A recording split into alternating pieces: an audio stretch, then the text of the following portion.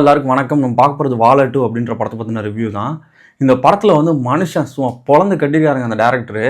படத்தில் ஃபுல்லாமே இந்த ஸ்கூல் பசங்க அடுத்து காலேஜுக்கு போகிறது அப்படின்ற மாதிரி அவங்களோட ஜேர்னியை தான் படமாக திரைக்கதையில் வந்து அமைச்சிருக்காரு.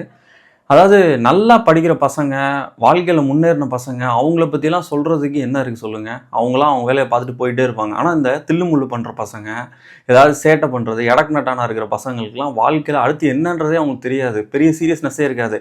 அவங்க லைஃப் தான் பயங்கர சுவாரஸ்யமாக இருக்கும். அந்த சுவாரஸ்யங்கள் எல்லாத்தையும் கேப்சர் பண்ணி சூப்பராக அள்ளி தெளிச்சிருக்காங்க. இந்த படத்தை நீங்கள் கண்டிப்பாக பார்க்க போகிறீங்கன்னு முடிவு பண்ணிட்டீங்கன்னா, படத்தோட தொடக்கத்துலேருந்து முடிவு வரைக்கும் உட்காந்த இடத்துலையே உட்காந்து பாருங்கள்.